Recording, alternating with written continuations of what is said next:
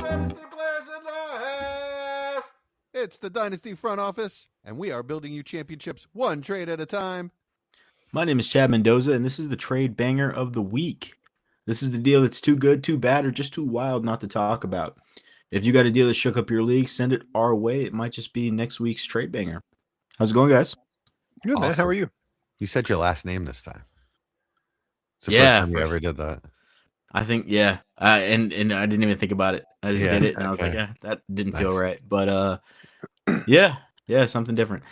We're coming off recording the main pod with Jerry Sinclair. If you haven't checked that out, and it is live, I think are we going to post that one first or no? Yeah, we'll post that one first. Okay, so yeah, if you haven't checked that one out yet, please do. Really fun episode to record. Definitely. Jerry Sinclair with the Dynasty Warzone, where we kind of got our start as a podcast. So that those guys mean a lot to us, and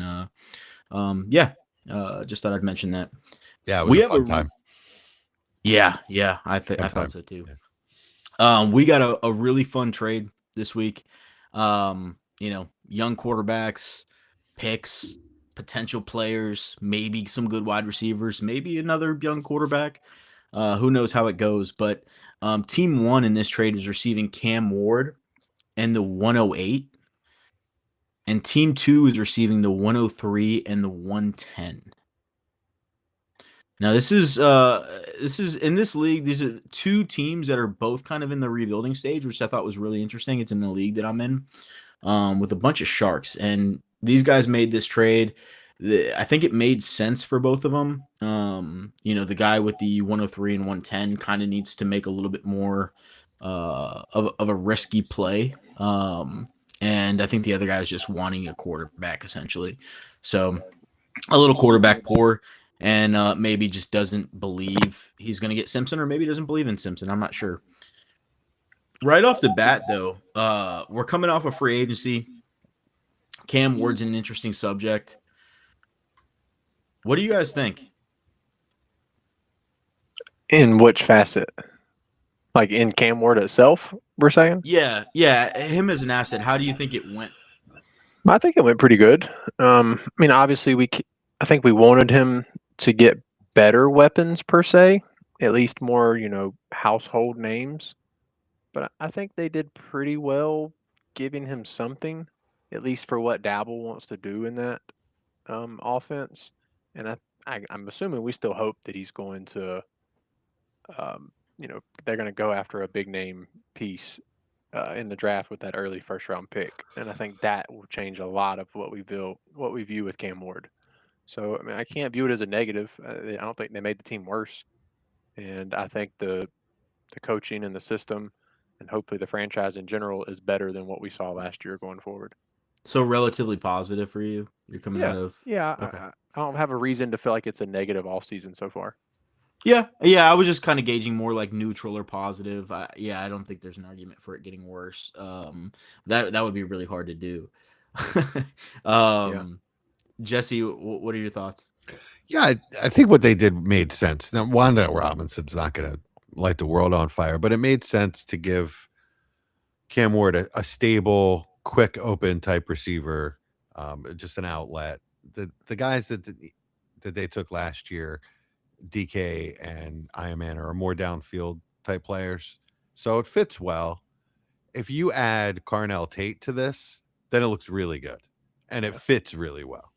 I think that's just a nice mesh. If you add Jeremiah Love to this, then it starts to look really good as well.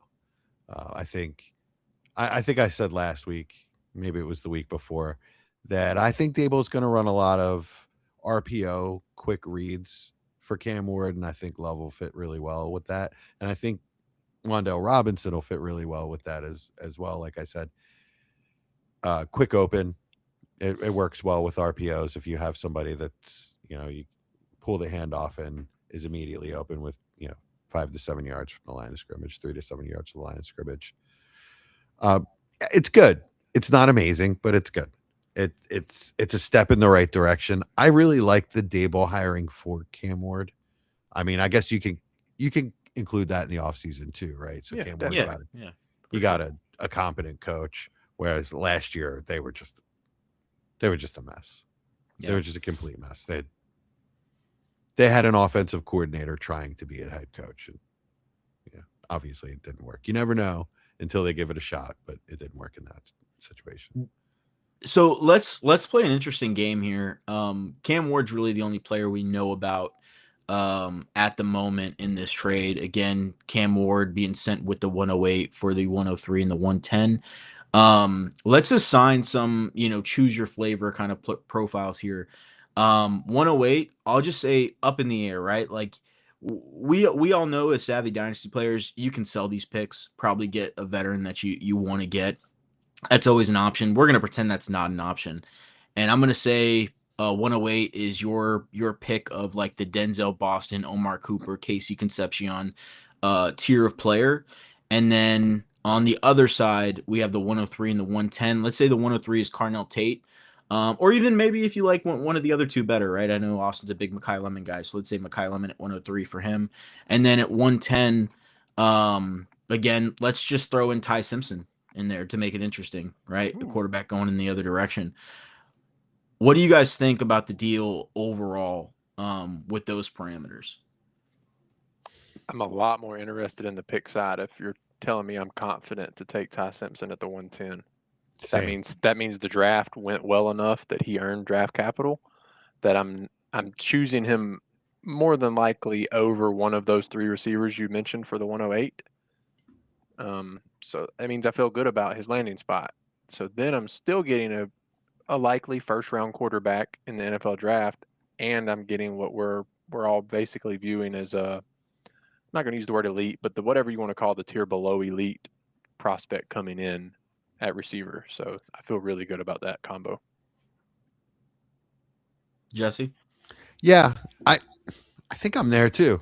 If you're telling me I can get a quarterback that obviously he's never been any thought, to be taken like 101, like Cam Ward. So he doesn't have the cachet, doesn't have probably the talent. He definitely doesn't have the physical talent of Cam Ward. He doesn't have the arm. Mm-hmm. But if you tell me I can get a quarterback and an elite wide receiver for a quarterback and a not so elite wide receiver, I probably would have to take that side. It's only because the shine is off of Cam Ward. It's just so much of your evaluation of him and whether you think it's the coaching or if you and whether you ever thought he had that elite potential to begin with. I think he was a pretty controversial 101. A lot of people thought he was worth it. A lot of people didn't. Yeah.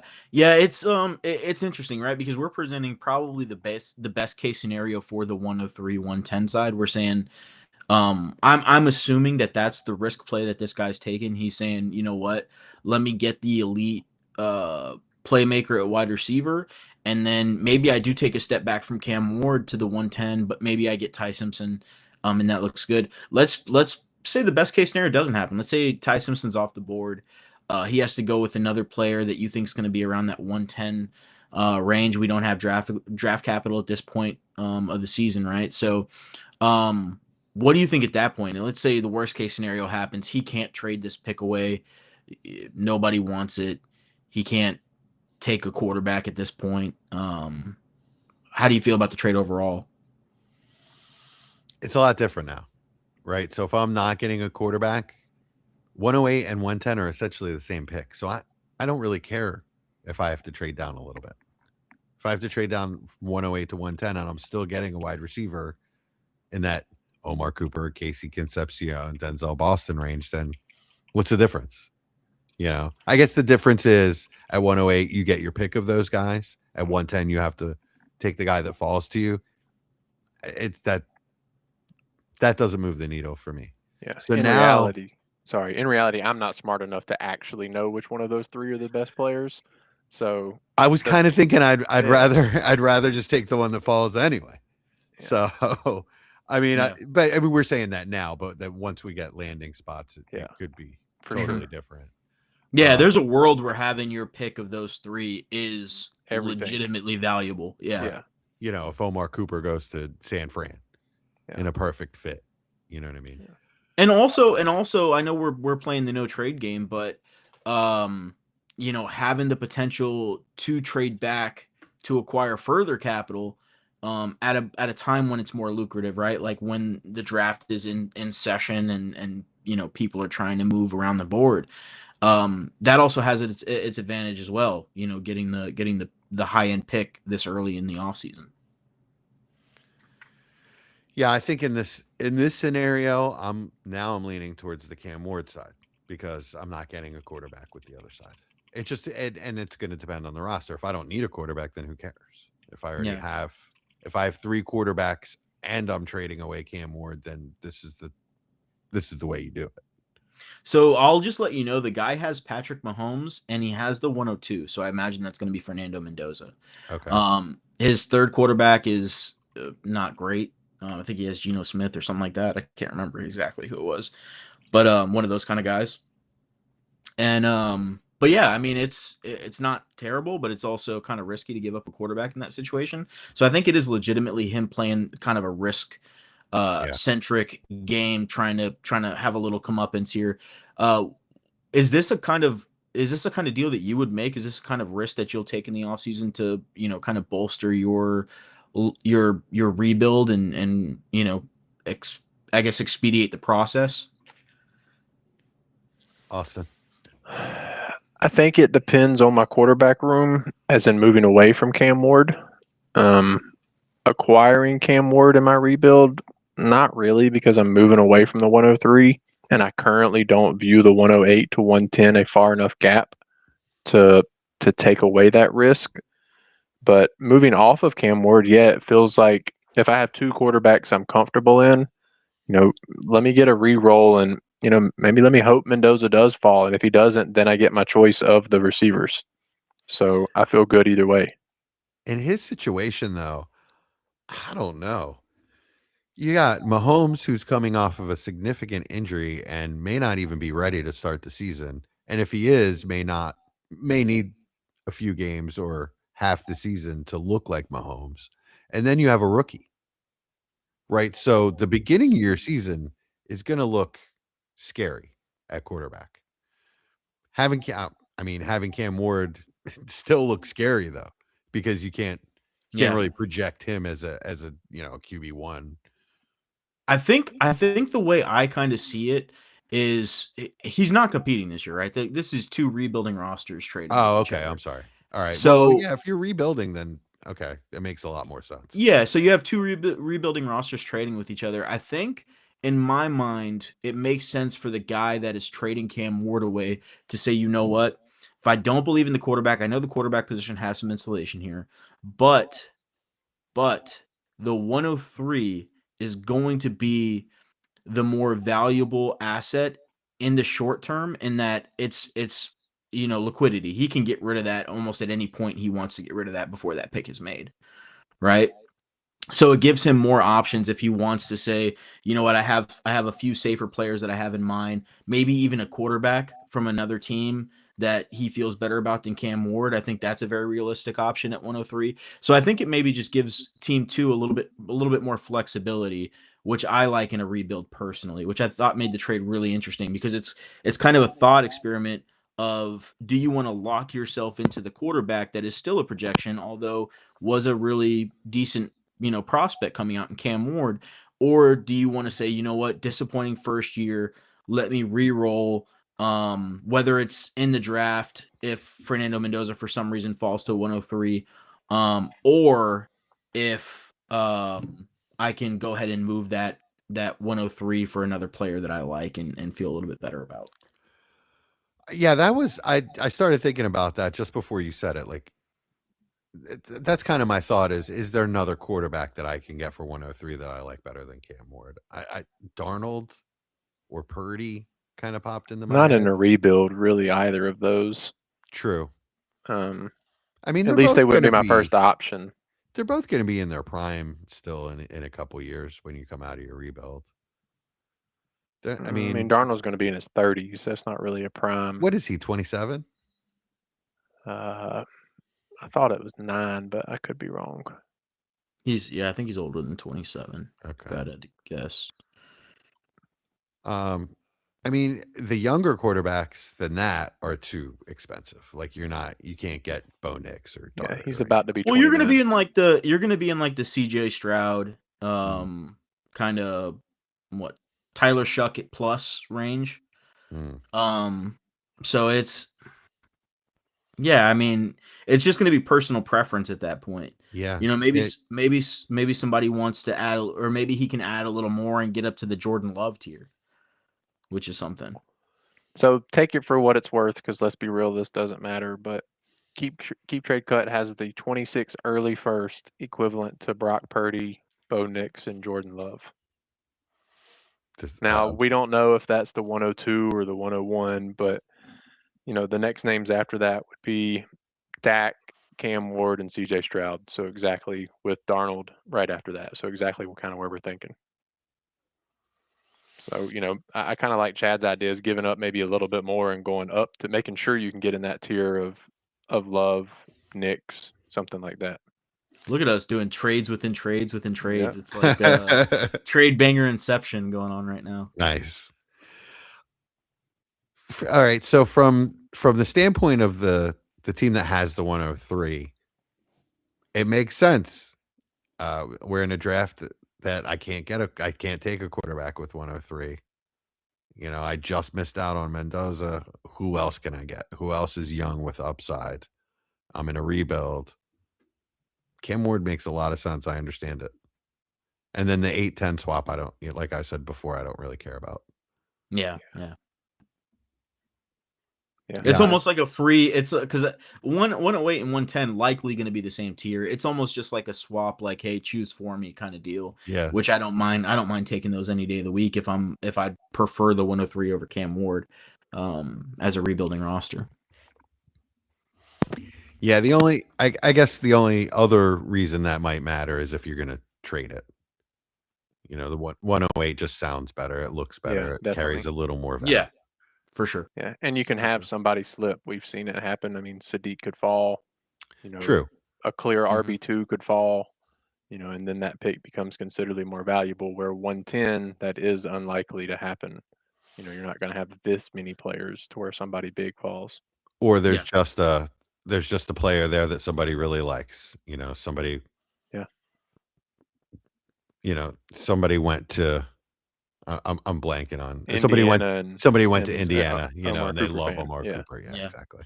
It's two very different strategies in a rebuild. Very different strategies in a rebuild, but I think both have their merits, and you can argue both sides really easily. From my standpoint, at least. Do you guys have just an overall? I know we went through a few scenarios, but all scenarios aside, we're in real world now. You can do whatever you want with the picks. You can do whatever you want with Cam Ward. What side are you taking? The picks. Way more fluidity for me to choose what I want to do. I'll take Cam Ward. I think if we go through the draft, the NFL draft, and Tennessee takes a significant weapon with that high pick, it's going to be harder to get Cam Ward at that point because the view is going to be, a lot better. So I'll take the pick. I'll take the young quarterback with high upside that I can't really get otherwise with 103. All right. I like it. I like it a lot.